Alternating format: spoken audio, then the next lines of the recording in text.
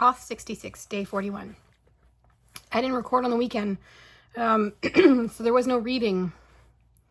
And as I get ready for a meeting today, and then I'm heading out, because it's a busy day today.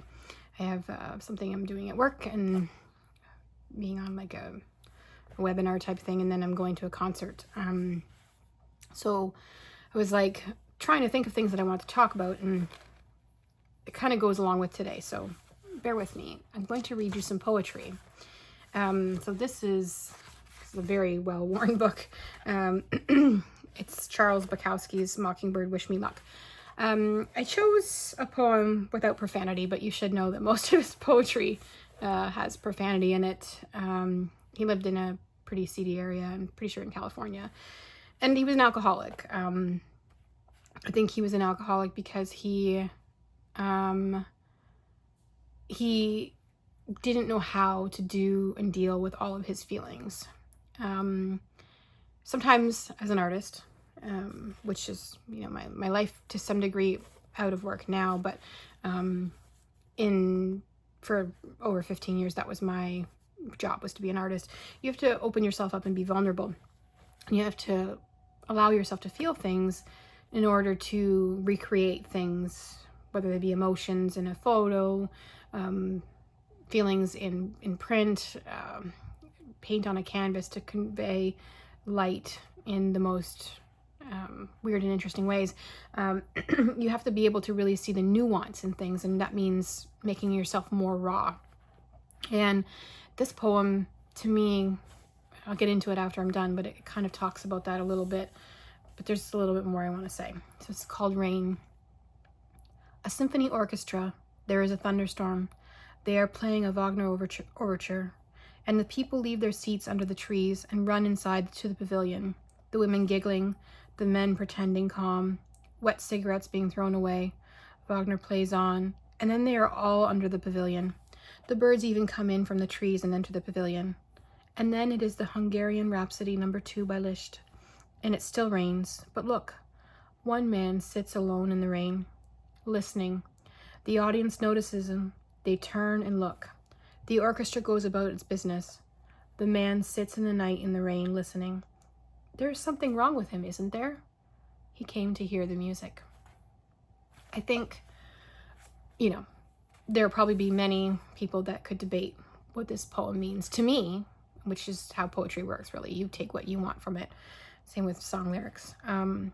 This is talking about how, you know, people who came to the concert when the rain came and it was a little bit of discomfort that came along with it, their commitment to staying present wasn't as strong as their want to be dry and warm. So they ran under the pavilion.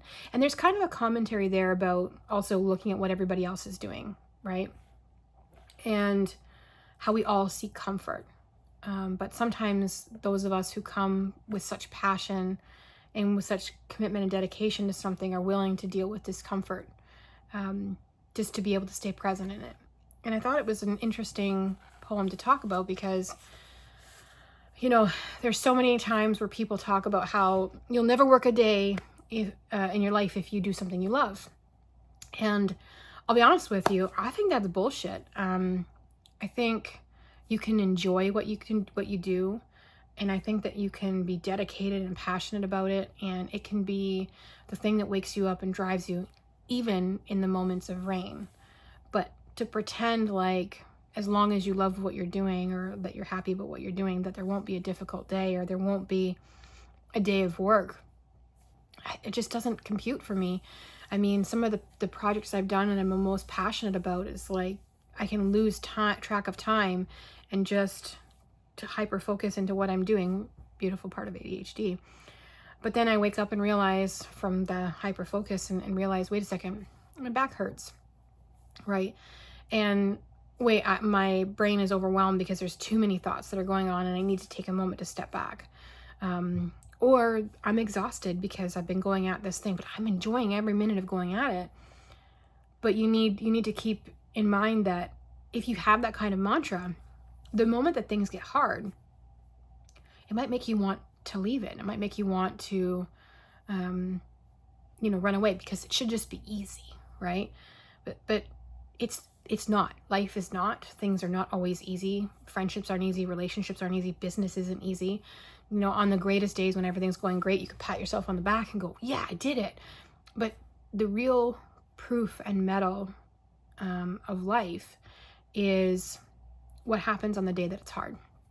And I mean, if there's like a ton of days where things are hard and your mental health is being affected by it, that's a different conversation.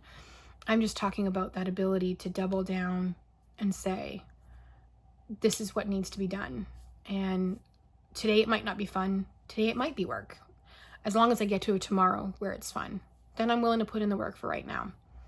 And I think the passion that someone has, like the person in the rain, to deal with that discomfort for a short period, just to be able to enjoy, you know, what they enjoy and bring their commitment to it. That's really the key, right? It's staying present in that situation and saying, okay, I really love this thing. I'm going to sit out the rain. I'm going to get to when the rain stops, and it's going to be a brighter day. And that's my Auth66 for today.